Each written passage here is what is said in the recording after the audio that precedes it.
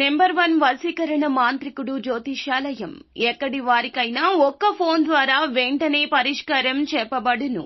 స్త్రీ పురుష వశీకరణం, ప్రేమ, పెళ్లి, సంతానం, వ్యాపారం, కుటుంబ సమస్యలు, భార్యాభర్తల గొడవలు, గృహం, స్థలం సమస్యలు, కళ్యాణ దోషము పరిష్కరించబడును. దుష్ట శక్తులు తీయబడును. నాగదోషం తీయబడును. నాగబంధన, గుప్త నిధులు, ధనం, లంకె బిందెల కొరకు గురువు గారిని సంప్రదించండి. మీరు కోరుకున్న వారిని మీ వద్దకు చేర్చాలా?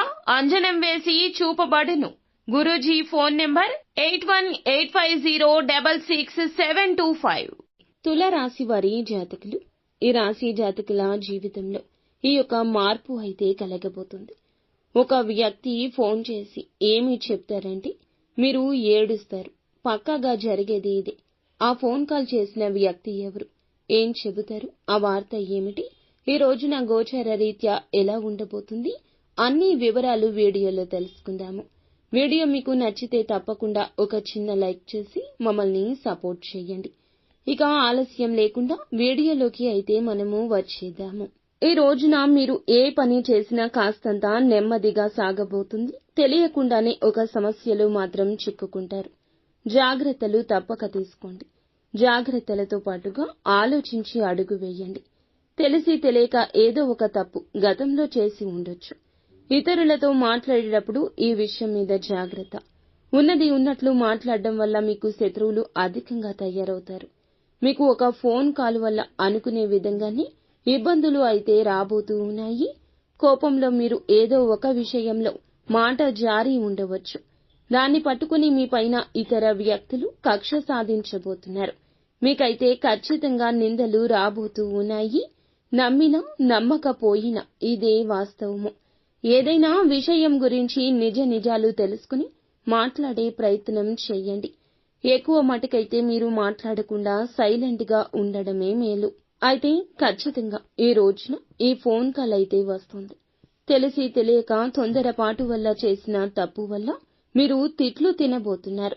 మీకు తెలియకుండానే అది జరిగి తీరుతుంది. కానీ మీపై నిందలు ఖచ్చితంగా వస్తాయి. ఏదైనా మాట్లాడేటప్పుడు మాత్రం తగిన జాగ్రత్త తీసుకోండి.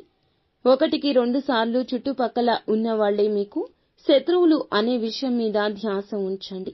ఏదో విషయంలో మీరు కోపంలో ఏదో ఒక మాట తూలి ఉండొచ్చు, జార విడిచి ఉండవచ్చు. దాన్ని పట్టుకుని మీ పైన వారు ఖచ్చితంగా కక్ష సాధించే యత్నం చేస్తారు. మీరు వెక్కి వెక్కి ఏడుస్తారు. నిందల పాలు కాబోతూ ఉన్నారు. ఏదైనా విషయం గురించి నిజం తెలుసుకుని మాట్లాడడం చాలా వివేకము.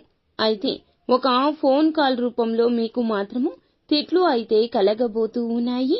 దీన్ని ఎవ్వరూ తప్పించలేరు. మీరు చెయ్యని తప్పుకు కూడా అబాసు పాలు కావచ్చు. ఒక్కొక్క దానికి సంబంధం ఉంటుంది.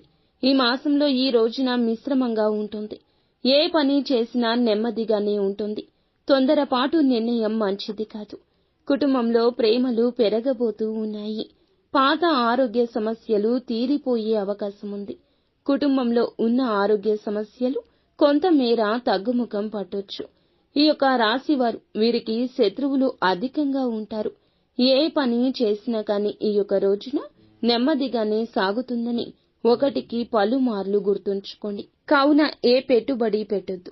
ఏ నూతన నిర్ణయం, ఏ నూతన కార్యక్రమం కోసం తీసుకోవద్దు.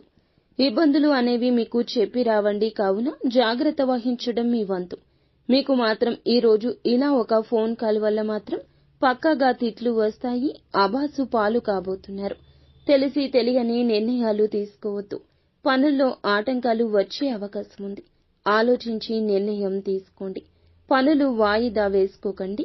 నెమ్మదిగా అయినా సరే పూర్తి చేయండి. పనులు మాత్రం వాయిదా వేస్తే మీ మీద ఉన్న ఇంప్రెషన్, గౌరవం కోల్పోతారు. మీ పక్కన ఉన్న వారిని మీరు ఖచ్చితంగా గమనిస్తూ ఉండండి. పనుల్లో అయితే ఇబ్బందులు పక్కాగా వస్తాయి. నిత్యము కూడా శివారాధన చేసుకోవడం, ఏదైనా పని మొదలు పెట్టే ముందు గణపతికి పూజ చేసుకోవడం మంచిది.